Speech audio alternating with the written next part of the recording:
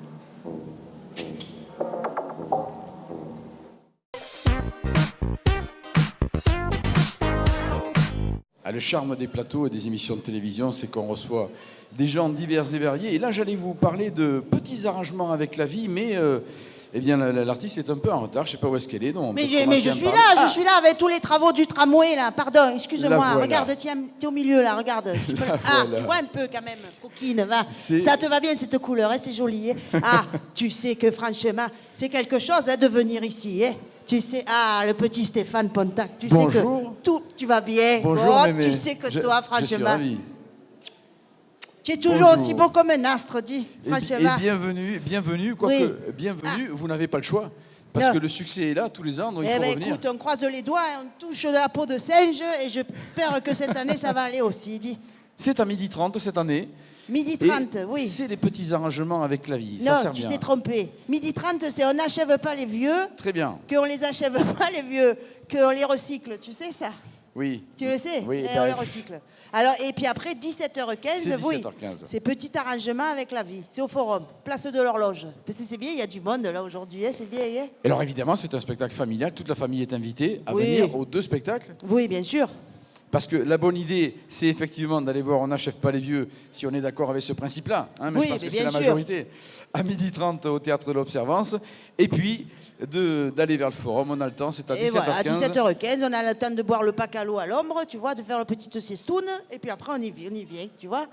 Est-ce que c'est un hommage aux gens d'un certain âge Eh bien, finalement évidemment, tu as remarqué qu'on ne leur donne pas la parole. C'est vrai. Au pépé, au mémé. C'est Alors vrai. moi, je dis, il faut réveiller les vieilles fauvettes, les vieux coucous qui demandent qu'à s'exprimer. Et Et vous, moi, la je parole parle pour eux. Et vous, la parole, vous la prenez. Eh bien, Hein, je c'est la c'est prends, le cas de le dis, dire. franchement. En tout cas, vous l'aurez compris que même s'il y a de la profondeur et du message, malgré Oui. tout, c'est un spectacle populaire qui s'adresse à toute la famille, où on vient surtout se détendre dans la bonne humeur. Je vous rappelle, on n'achève pas les vieux à 12h30 au Théâtre de l'Observance et les petits arrangements avec la vie de Mémé au Forum à 17h15. Et Mémé, en tout cas, si votre maison de retraite, ça devait venir ici, eh bien, vous êtes invité. C'est gentil. Tu sais que j'ai le petit cadeau cette année pour toi. Tiens donc. J'ai le petit cadeau. Attends, je trouve. Ah oui, tiens, regarde. T'as vu, j'ai fait faire les Merci badges. beaucoup. On s'est compris? On s'est compris. Et attends, Voilà. j'ai l'autre aussi. J'ai l'autre, je fouille. Allez, voilà, un tiens, deuxième regarde. petit cadeau. Mémé, regarde. Et le badge de Mémé. Ça, Voilà. c'est des choses qu'on peut aussi avoir en venant Oui, voilà. vous voir. Allez, une dernière récapitulation. C'est On n'achève pas les vieux, 12h30 Théâtre Oui. de l'Observance et petits arrangements avec la vie au Forum à 17h15. Mémé, vous êtes ici, chez vous. Merci. C'est gentil. Bon Oui, festival. oh, Et dis vous, donc, c'est bien, les c'est amis, gentil, précipitez-vous C'est gentil. pour aller prendre du plaisir à Oui. applaudir Mémé. Merci beaucoup. C'est gentil.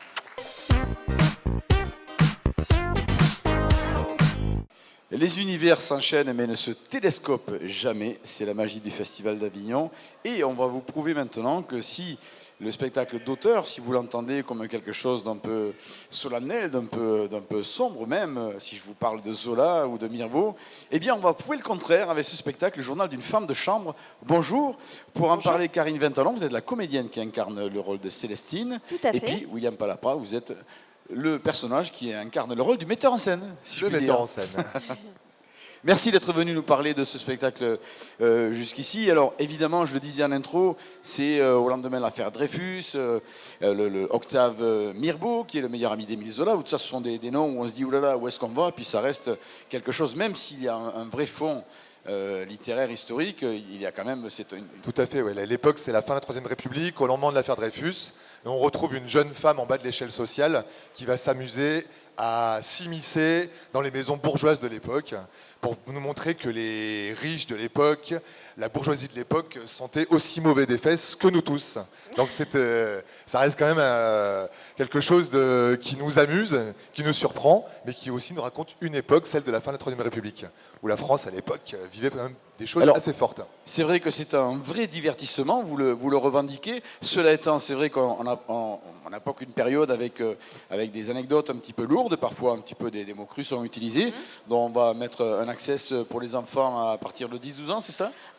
Voilà, c'est interdit au moins de 12 ans parce que du coup, donc, c'est l'histoire d'une femme de chambre qui va de maison en maison et qui va raconter un petit peu toutes les histoires, toutes les tribulations qui se passent.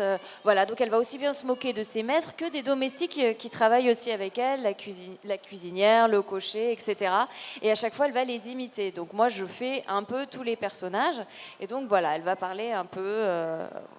Et finalement, cette marque-là de faire attention aux enfants qui ont moins de 12 ans, c'est aussi pour dire que voilà, vous vous lâchez sur cette histoire. C'est-à-dire qu'à un moment, quand même, ça parle effectivement des relations homme-femme et maître domestique. Et c'est vrai qu'à un moment, il y a une histoire de viol dans une maison. C'était les conditions de la femme Et à messieurs, ils l'époque. confondent la femme de chambre avec la femme dans une chambre. Et du Il y a un coup, même malentendu. si tout reste très correct, effectivement, il y a d'autres pièces pour les enfants. Voilà. En tout cas, c'est un vrai beau spectacle de théâtre, très très bien interprété, incroyablement mis en scène. Merci. Je voulais juste, avant de clôturer le sujet, faire un petit clin d'œil à un autre spectacle sur lequel vous êtes aussi sur le festival. On en reparlera dans une autre émission, mais juste une petite évocation. Voilà, j'ai la chance de jouer tous les jours pairs le matin à 10h45 dans un spectacle de Gabriel Harout, mis en scène par Marion Liver, qui s'appelle Oui.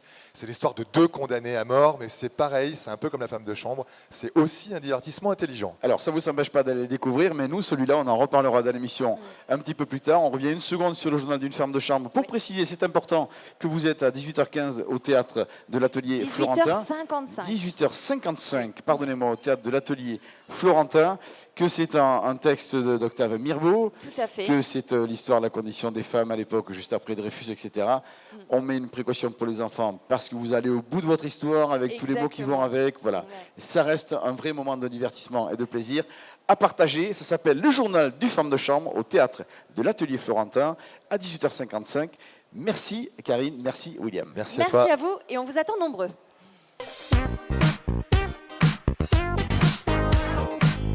Vous le savez, les amis, on est toujours jeune pour quelqu'un, puis vieux pour un autre, tout dépend de l'âge qu'on a. Et bien de la même manière, on est tous le con de notre. Et ça, c'est Seb Martinez qui le dit. Bonjour Seb. Salut Stéphane. Merci d'être venu nous voir ici Merci de me à recevoir. Cap Sud pour nous parler de ce spectacle à l'occasion de Cap sur l'Offre, les émissions, bien sûr. On est tous le con de notre... Oh, la 1000e du spectacle. J'ai fait 1000 scènes en tout, tout spectacle confondu. Celui-là, c'est la 300e. 300e de ce spectacle-là, qui est un succès du Lorette Théâtre à midi 40 tous les jours, on l'espère, pour cette année, mais qui est un succès déjà. C'est pas une création pour le Festival d'Avignon, celui-là. Hein.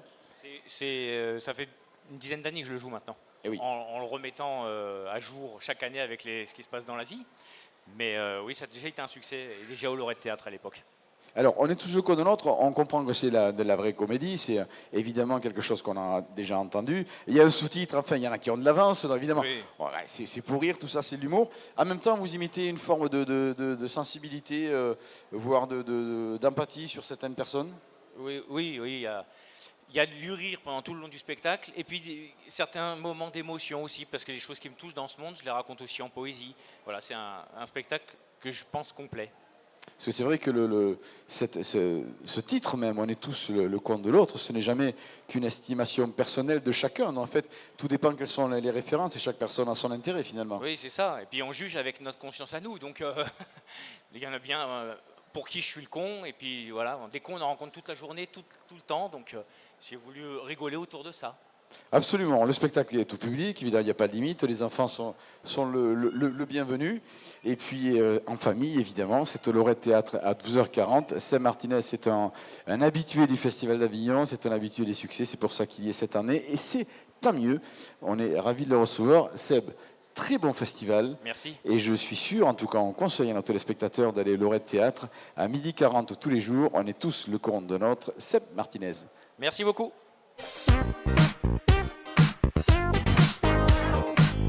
Deuxième festival d'Avignon pour ce spectacle qui s'appelle After Work. Ça veut dire qu'il y a eu du succès l'an dernier et qu'ils sont invités cette année, bien sûr. Toujours avec Jean-Noël Masson et Pascal Miralles. Bonjour les amis. Bonjour Stéphane. Bonjour d'être venu nous voir ici à Cap-sur-le-Off pour nous parler de ce spectacle qui était un succès l'an dernier. Alors, est-ce que c'est un spectacle à conseiller aux beaux-parents et aux belles-mères, celui-là ? Eh bien, on peut le conseiller à tout le monde, hein, parce que ça parle du monde du travail. Donc tout le monde travaille ou tout le monde a cherché du travail à un moment. Alors, je dis ça parce qu'effectivement, l'histoire du spectacle, c'est un patron d'entreprise qui n'a pas du tout envie d'aller chez ses beaux-parents et qui demande à ses employés de le séquestrer. Alors tout ça, c'est organisé par le patron, c'est ce qui est drôle, mais c'est aussi l'occasion d'un huis clos entre le patron et cet employé qui finalement communiquent d'une autre façon tout au long de leur journée de travail.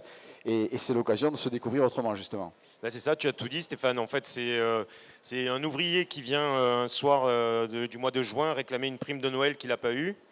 Donc ça fait quand même 6 mois qu'il attend. Et comme moi, en tant que patron, j'ai pas envie d'aller chez mes beaux-parents parce que ça m'emmerde, hein, je le dis franchement.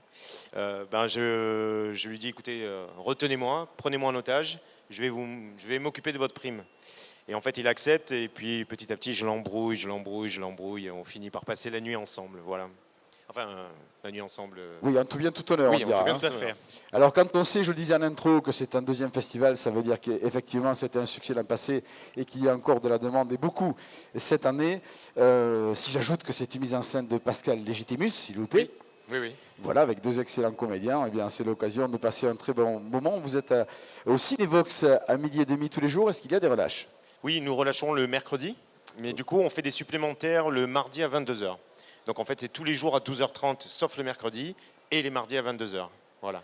Alors, quelque part, cette glace qui se brise que vous évoquez à l'instant entre un patron et son employé, ça fait du bien quand même. Hein. On a ce besoin-là, cette envie en tout cas de briser la glace et de confronter, de faire se rencontrer les 2 personnages qui doivent observer par leur position une distance obligée ou stupide. Quel est le bon mot? Oui, je pense que la plupart du temps, on n'est pas amené à se rencontrer en fait. Quand on travaille dans une grande entreprise, on rencontre rarement le PDG. Là, moi, je me retrouve à passer toute la nuit avec lui. Et au début, c'est délicat parce que je ne sais pas quoi lui dire, parce que lui non plus ne sait pas quoi me dire. On n'est vraiment pas du même monde. Et finalement, donc, il y a quelques conflits, mais au final, on se rend compte qu'on a quelques points communs. Oui, parce qu'en fait, ce sont des hommes, mais ce sont des hommes avec des faiblesses. Et qu'ils soient patrons ou qu'ils soient ouvriers, ils se rendent compte qu'ils sont confrontés aux mêmes difficultés de la vie, que ce soit avec les femmes, avec toutes sortes de... On n'a quand même pas tout à fait la même vision du couple, Monsieur Martineau. On n'a pas du tout la même vision du pas. couple, de l'art, de la culture, de tout ce que vous voulez. Mais on finit quand même par trouver des points communs et en tout cas, je pense que cette rencontre change et l'un et l'autre. Voilà, c'est ça qui est important dans la pièce. C'est que... en fait, ces 2 personnes sont d'un monde complètement opposé, qu'ils n'ont pas du tout la même classe sociale, qu'ils n'ont pas du tout les mêmes points de vue sur la vie, et ils vont finir par peut-être se découvrir des points communs, quoi. Et c'est ça qui est intéressant. Alors, d'aucuns y verront peut-être quelque chose qui leur fera du bien par rapport à leur propre entreprise. En tout cas, ce qui est sûr, c'est qu'ils passeront un moment absolument délicieux avec Jean-Noël Masson, Pascal Miralles. Je rappelle sur une mise en scène de Pascal et Légitimus. Ça s'appelle After Work. C'est au Cinévox à 12h30 avec relâche le mercredi et quelques supplémentaires le mardi à 22h. 22h, ouais. 22h. Tout est dit, ça s'appelle After Work. Bon festival, les amis. Merci beaucoup, Stéphane. Avis à tous les amateurs de franche rigolade et surtout d'autodérision. On va parler d'un spectacle qui s'appelle Noir et Breton avec Lionel Autan. Bonjour. Bonjour Stéphane, bonjour à tous. Merci, le titre fait du bien parce que ça sautait pas aux yeux comme ça au départ. Ouais, c'est vrai, c'est pas évident forcément, mais oui, j'aime bien les oxymores en fait. Donc noir et breton, on s'attend pas à ça, donc j'aime bien. Ouais. Alors c'est vrai que ça part, j'imagine, d'une expérience personnelle, parce que voilà, on vous demande qui vous êtes, vous expliquez, et ce qui vient fondamentalement en premier, c'est pas forcément, ah ben tiens, toi tu es breton. Non, ça, on me le dit souvent, et moi j'aime bien en jouer justement. Donc oui, parce que j'explique dans mon spectacle, j'ai été adopté quand j'ai eu 3 mois et demi par des Bretons justement, et j'aime bien mettre à mal tous les clichés. Donc voilà, c'est un peu le principe du spectacle que je joue à l'Observance d'ailleurs, les jours pairs à 13h. À 13h au Théâtre de l'Observance, bien sûr, je ne manquerai pas de le préciser à la fin, mais je reviens sur ce personnage, etc. C'est vrai que la Bretagne n'est pas forcément la région la plus représentée. Ici, au Festival d'Avignon, parce qu'on en est quand même à combien? À 800-900 km de la Bretagne. Donc déjà, ça nous fait très plaisir et ça fait du bien au festival. Et puis, c'est vrai que ce qui est drôle, c'est que c'est vous qui amenez la Bretagne, mais enfin, en parfaite légitimité, bien entendu. Mais c'est sujet à sourire, on va dire, quand on parle de vos origines bretonnes. Et c'est vraiment quelque chose que vous avez en vous depuis toujours, que vous côtoyez, ce paradoxe-là, enfin, le regard des gens lorsque vous vous dites « Ah bah oui, je suis breton ». Alors déjà, il faut savoir que dans Avignon, j'ai croisé pas mal de Bretons. Donc déjà, ça, j'étais surpris. J'étais le premier surpris. Et oui, j'aime bien jouer... c'est quoi, pardon, la suite de la question? Est-ce que c'est sorti de vos expériences personnelles? Oui, c'est pas mal autobiographique. Oui, oui, si. Ça parle de mon parcours, justement, enfin, de mon expérience à l'école, un petit peu les moqueries des enfants. Et ça, justement, moi, ça m'a fait une force. Et je pense que c'est grâce à ça que je suis devenu, que j'ai voulu faire humoriste, justement. La Bretagne, c'est une vraie fierté? Oui, d'ailleurs, le drapeau breton, évidemment. Eh bien, on est ravis de vous accueillir, nous, d'abord déjà sur le podium de l'émission Cap sur l'Off, et puis au Festival d'Avignon, quelle bonne idée. À l'Observance, qui est un théâtre qu'on aime beaucoup ici, c'est à 13h les jours pairs, jusqu'à la fin du festival. C'est ça, du 6 au 28 juillet.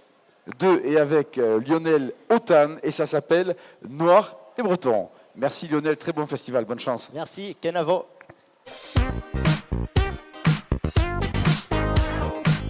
On reste au Théâtre de l'Observance, mais à 21h45 cette fois-ci, avec un spectacle qui s'appelle Femme de mère en fille, en sous-titre Depuis que l'homme est homme. Et pour en parler, l'auteur, la comédienne Emma Loisel. Bonjour. Bonjour. Merci d'être venue, Emma, nous parler de ce spectacle-là. Merci de m'accueillir. Qui fait un petit peu peur comme ça, je vous l'avoue, hein, parce que Femme de mère en fille, Depuis que l'homme est homme, un spectacle interprété par une femme, eh bien, voilà, on se dit que les hommes sont un petit peu taclés. Non, pas du tout. Les hommes sont taquinés comme les femmes. Moi, je pense que c'est un spectacle pour les hommes. Voilà. Quand bien même l'affiche est rose et que c'est une femme et que le titre s'appelle Femme de mère en fille depuis que l'homme est homme, je pense que c'est vraiment à destination des hommes. Et d'ailleurs, la plupart des hommes qui viennent me disent qu'ils apprennent des choses. Donc, je pense que... Alors, je suis allé volontairement dans le mur, mais je savais, parce que j'ai eu des échos, que le spectacle est plus profond que ça et qu'effectivement, c'est en même temps une réflexion sur le rôle de chacun de ces sexes-là dans la société, avec des petites choses, effectivement, à taquiner, à tacler un petit peu, parce que tout n'est pas parfait. Oui, tout à fait. Après, c'est ce qui fait notre métier d'humoriste, en fait. C'est de voir les défauts et les aspérités. Enfin, je dis des défauts, mais c'est ce qui fait qu'on est humain. Et donc, du coup, je vais dans l'intimité et sur les aspérités des hommes et des femmes. Voilà. Vous faites bien de souligner humoriste, parce qu'évidemment, c'est de la comédie, c'est un spectacle qui est fait pour rire et rire encore, même si ça peut éveiller certaines réflexions chez l'un ou l'autre des deux parties, finalement, cet humour-là. Exactement, oui. Je pense que le rire est un bon moyen de faire passer des messages. Voilà. En tout cas, ça reste de la détente, même si, allez, on est un peu titillé, parfois un petit peu éveillé aussi dans ces réflexions et sa perception de l'autre sexe. Tout ça, c'est pour rire, c'est au Théâtre de l'Observance. Est-ce que c'est un spectacle accessible aux enfants, même très jeunes? Non. On va limiter à quel âge? Après, ils peuvent venir. J'ai déjà eu des jeunes publics qui comprennent ce qu'ils comprennent. Mais bon, le créneau horaire est à 21h45.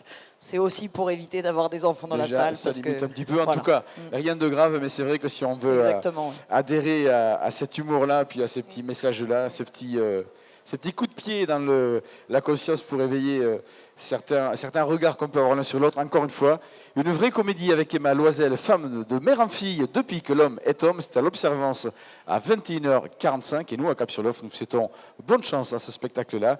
Et nous remercions Emma Loisel d'être venue nous en parler. Merci de votre accueil. Merci Emma. Bonne journée.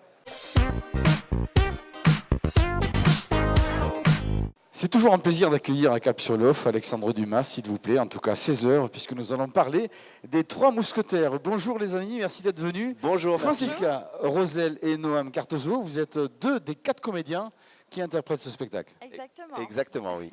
C'est bien Alors, ça. évidemment, c'est la référence d'Alexandre Dumas. Maintenant, le spectacle est largement revisité. C'est déjà en soi une comédie, Les Trois Mousquetaires, mais là, franchement, vous appuyez fort. Alors c'est vraiment une comédie, c'est une parodie cette version et j'aimerais pour tous les fans de l'équipe de France, j'aimerais aussi qu'on dise ensemble à l'équipe de France, un pour tous, tous pour... Voilà, tous pour un, c'est vrai que ça fonctionne aussi. La devise des Trois Mousquetaires. Donc vraiment, c'est un texte qui rallie tout le monde. C'est un texte sur l'amitié, sur la fraternité. Et donc voilà, tout le monde ici est fraternel et nous soutient. Merci à tous. Merci tout Avignon. Vous êtes dans un très joli théâtre qui s'appelle le Théâtre Carnot. Je souligne juste l'horaire de 10h15. C'est pas pour autant que c'est un spectacle exclusivement dédié aux enfants. Hein. Non, pas du tout. C'est tout public. Voilà, si on vient avec des copains, des amis, ça sera parfait. Si on veut venir en famille aussi, voilà, c'est très très large parce que le spectacle est très humoristique et il y a plusieurs degrés de lecture. Alors, je précisais tout à l'heure que déjà l'œuvre de Dumas, Les Trois Mousquetaires, est pas sans humour. Hein, c'est un spectacle, c'est une littérature qui est faite pour sourire aussi, émerveiller, mais aussi sourire. Là, en l'occurrence, ça devient une vraie comédie. Alors parfois, le texte d'auteur, si on peut dire, c'est un carcan un peu rigide. Ça fait plaisir un petit peu de souligner le trait. Ah bah, ça fait toujours plaisir d'avoir un texte, disons, classique et de pouvoir en jouer, de pouvoir en rire. Parce que quand on l'apprend à l'école, c'est assez rébarbatif. On est en petite classe, on nous montre des textes comme ça classiques. Et là, on les revisite, on les voit d'un autre œil sous l'écriture de Francisca, qui est complètement délurée. Merci à elle. Et donc, c'est vraiment une joie de pouvoir interpréter pour moi D'Artagnan. Et c'est vraiment une joie de pouvoir le jouer tous les jours. Alors c'est vrai que certains jeunes peuvent être déroutés par les grandes œuvres comme ça. C'est l'occasion de leur ouvrir une porte à ça, parce que c'est un accès facile malgré tout. Vous déliez beaucoup ça pour que ça devienne beaucoup plus drôle et jubilatoire. Alors si vous voulez jubiler, eh bien c'est au Théâtre Carnot, c'est à 10h15. Ils sont 2, ils sont magnifiques, mais ils sont 4 sur scène. Ils sont magnifiques aussi tous les 4. 10h15, Théâtre Carnot, ça s'appelle Les Trois Mousquetaires.